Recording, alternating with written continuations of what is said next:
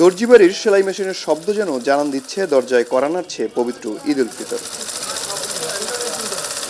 নতুন ডিজাইনের পোশাক তৈরিতে দোকানে দোকানে এখন উপচে পড়া ভিড়, ফলে দর্জি কারিগরদের দম ফেলার ফুরসত নেই। সকাল থেকে গভীর রাত পর্যন্ত একটানা কাজ করছেন তারা।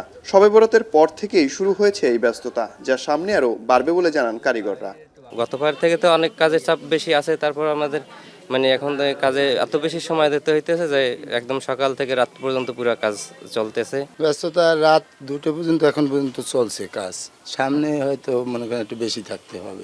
এই বছর নতুন সরকার, আগে গত বছর রোজার থেকে এবার একটু বেশি আশা করতেছি। যে কোনো উৎসব এলেই তার আমেজ দেখা যায় বরিশাল নগরীর কাঠপট্টি ও চকবাজার এলাকায়। ক্রেতারা ঘুরে ঘুরে পছন্দ করছেন ঈদের পোশাকের কাপড়, এরপর সেই কাপড় নিয়ে ছুটছেন দর্জিপাড়ায়।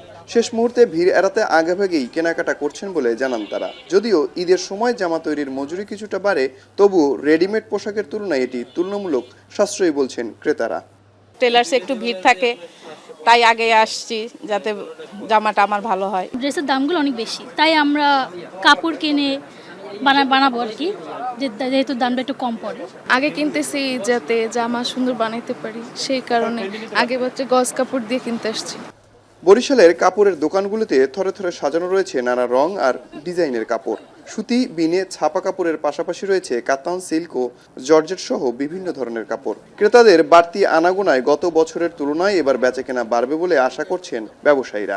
আইন শৃঙ্খলা পরিস্থিতি অনেক ভালো এবং ট্রাফিক ব্যবস্থা বরিশালে চকবাজারে যে ফুটপাতে দোকান বসতো সেগুলি কন্ট্রোল করা হয়েছে এবং মোটামুটি স্বাচ্ছন্দ্যে কেনাবেচা করতেছে। যদিও চকবাজার তো ছোট্ট জায়গা, তার মধ্যেও মানুষের প্রত্যাশা চকবাজার থেকে আমরা সব কিছু কিনতে পারবো।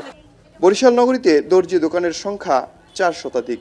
এছাড়া চকবাজার ও কাঠপট্টি এলাকায় রেডিমেড 3 পিস, ওড়না, থান কাপড় ও শাড়ির দোকান রয়েছে প্রায় 5 শতাধিক। ঈদকে ঘিরে সব মিলিয়ে প্রায় 200 কোটি টাকার বেশি বেচাকেনা হবে বলে আশা ব্যবসায়ীদের। অমিত হাসান, এখন, বরিশাল।